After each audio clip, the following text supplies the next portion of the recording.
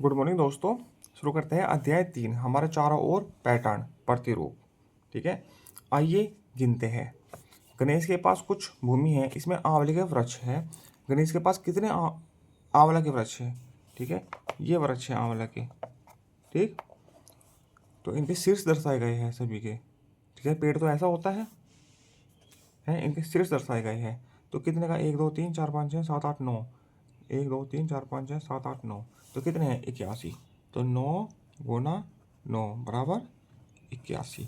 81 वृक्ष आंवला के हैं। आपको यह कैसे ज्ञात हुआ?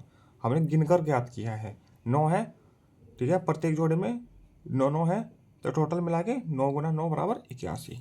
ठीक है, गणेश ने प्रत्येक वृक्ष से 5 आंवला तोड़े हैं। प्रत्येक से 5 आंवला तोड़े हैं।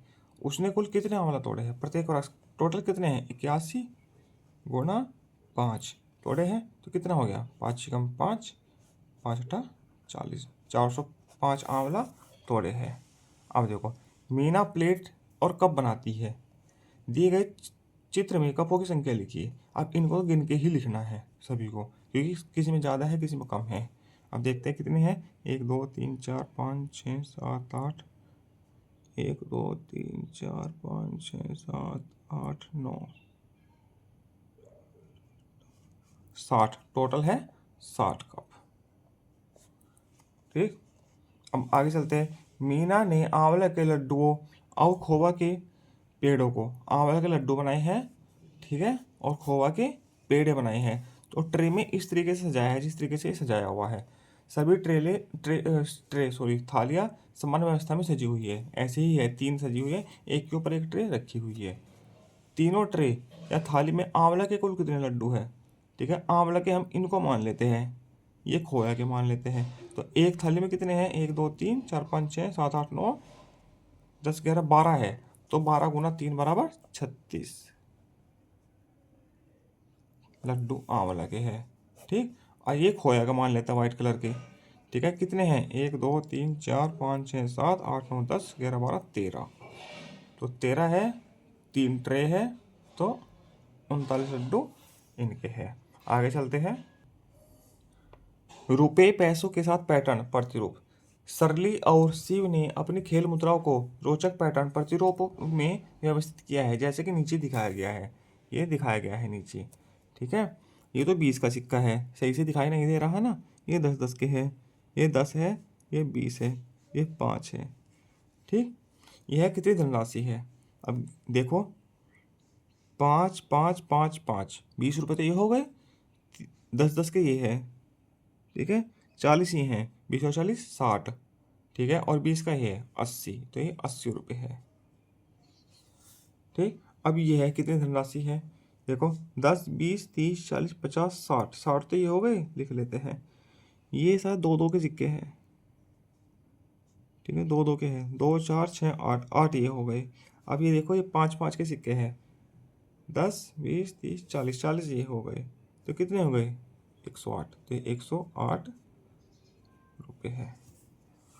ठीक, आपने इनकी गिनती कैसे की, कक्षा में चर्चा करनी है। 36 रुपये, 125 रुपये और 183 को दर्शाने के लिए इन सिक्कों का प्रयोग करते हुए एक गतिविधि करनी है। ठीक, कर लीजिएगा। अब सरली और शिव ने अपने सिक्कों को नीचे दर्शाए चित्रों के अनुसार व्यवस्थित किया है। त्रिभुज में सिक्कों की संख्या लिखिए। ठीक है, इसमें तीन सिक्के हैं, तो लिख दिया हमने। चलिए देखते हैं। इसमें देखो 3 सिक्के हैं, इसमें 5 सिक्के हैं, इसमें 1 2 3 4 5 6 7 8 9 10 11 11 सिक्के हैं। इसमें 1 2 3 4 5 6 7 8 9 10 11 12 13 14 15 16 17 में 17 सिक्के हैं। इसमें 5 है, इसमें 7 है, और इसमें 1 सिक्का है। ठीक, इसी प्रकार से इधर देखते हैं। 4 सिक्के हैं, 2 4 6 8 सिक्के हैं। ठीक है, 2 4 6 8 10 12 सिक्के हैं। 2 4 6 8 10 12 14 सिक्के हैं। 2 4 6 6 सिक्के हैं। ठीक है, इनके सिक्कों की संख्या यहीं पे काउंट कर लेते हैं। 5 और 3 8, और 8 और 7 15 16 16 और 17 33 34 44 सिक्के हैं इधर टोटल। ठीक है, इधर 8 4 12 12 24 24 और 36 और 14 44, इधर भी 44 सिक्के हैं। ठीक है, तो सरली और शिव दोनों के पास 44 सिक्के हैं। अब आगे चलते हैं। शिव द्वारा की गई व्यवस्था का वर्णन कीजिए और सिक्कों की संख्या लिखिए। शिव ने किस प्रकार से व्यवस्था की है? शिव ने देखो सभी को सम संख्याओं में व्यवस्थित किया है, जोड़ों में व्यवस्थित किया है। ठीक है, सब सम संख्या है। और इसने सरली ने विषम संख्याओं में किया है विभाजित। ठीक है, अब शिव ने कैसे किया है? सम संख्याओं में किया है, हैं? सम संख्याओं में। और सिक्कों की संख्या कितनी है? 44 गिना था आपने। ठीक है, असरली ने क्या है? विषम में, विषम संख्याओं में। कितने सिक्के हैं इसके भी? 44। ठीक है, शिव ने अपनी संख्याओं को युग्म में व्यवस्थित किया। युग्म में मतलब जोड़ों में। ठीक है, हम ऐसी संख्याओं को सम संख्याएं कहते हैं। ठीक है, सरली ने विषम संख्याएं कहते हैं। सरली की संख्याओं को विषम संख्याएं कहते हैं। ठीक है, 1 से 20 तक की सम संख्या विषम संख्याएं पहचानिए। आप संख्याओं की युग्मन व्यवस्था को यहाँ दर्शा सकते हैं। 1 से 20 तक की संख्या लिखनी है, सम संख्या विषम संख्या लिखनी है। 1, 3, 5, 7, 9, 11, 13, 15, 17, 19। ठीक है, 2, 4, 6, 8, 10, 12, 14, 16, 18, 20 ये सम संख्याएं हैं। ठीक है, क्या आपको लगता है कि 2 के पहाड़ी में सभी गुणनफल सम संख्याएं हैं? हाँ। ठीक, आगे चलते हैं। रंगीन मोम रंगों की सजावट। प्रत्येक विषम संख्या पर गोला लगाइए और सम संख्याओं के चारों ओर बॉक्स बनाइए। यदि आवश्यकता हो तो मोम रंगों का प्रयोग कीजिए।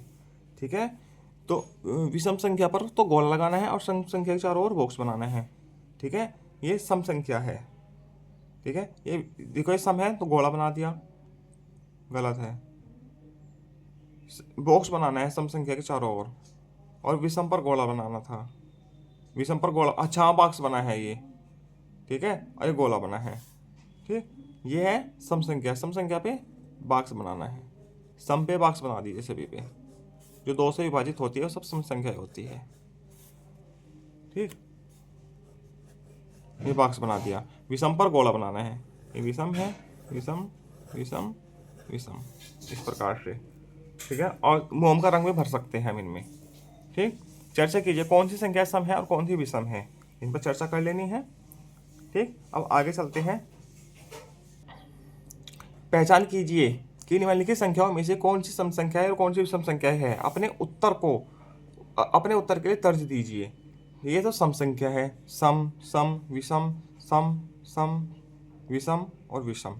ठीक है, तो विषम संख्याएं लिखनी है। कौन कौन सी है? 67, 415 और 99। ठीक है, और 30, 46, 78, 300, 154। ठीक है, ये सब सम संख्याएं हैं।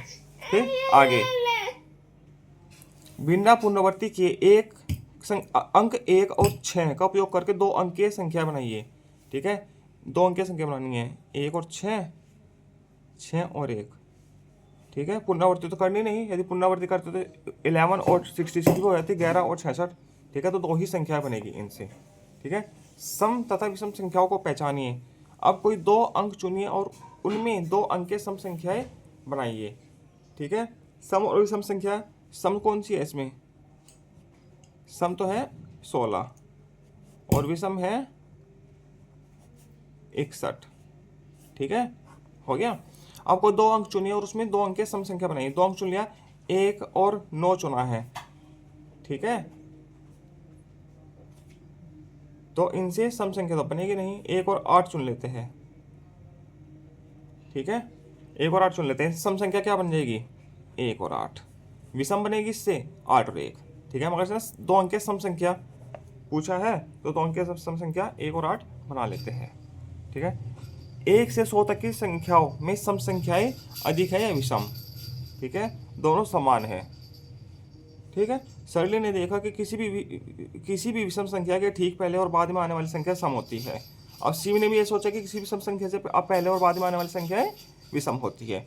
आपको क्या लगता है? चर्चा कीजिए और जांच कीजिए और चर्चा कीजिए। किसी भी बीच की संख्या को छोड़े बिना किन्हीं 10 लगातार संख्याओं को चुनिए। प्रत्येक संख्या के नीचे लिखिए कि वह सम संख्या विषम है। क्या आपको कोई ध्यान देने वाली बात लगती है? चर्चा करना है, ठीक है। अब देखो 20, 21, 22, 23, 24, 25, 26, 27, 28, 29 लगातार संख्या ली है। अब ये कितने हैं? सम, विषम, सम, विषम, सम, विषम, सम, विषम, सम और विषम, ठीक है। अब सरली ने क्या क्या सोचा था कि विषम संख्या के पहले और बाद में हमेशा सम संख्या आती है। ये तो कोई विषम संख्या है, इसके पहले और बाद में हमेशा सम संख्या आती है। विषम संख्या है, पहले और बाद में सम संख्या आती है, तो उसने सही सोचा है। और अब शिव ने क्या सोचा था कि सम संख्या के आगे और पीछे विषम संख्या आती है। अब ये कोई सम संख्या है, ये रही, इसके आगे और पीछे विषम संख्या आती है। देखो सम संख्या आगे पीछे विषम संख्या आती है, तो दोनों ने बिल्कुल सही सोचा। इसी के साथ अध्याय 3 पूरा होता है। आगे मिलते हैं अध्याय 4 के साथ। धन्यवाद।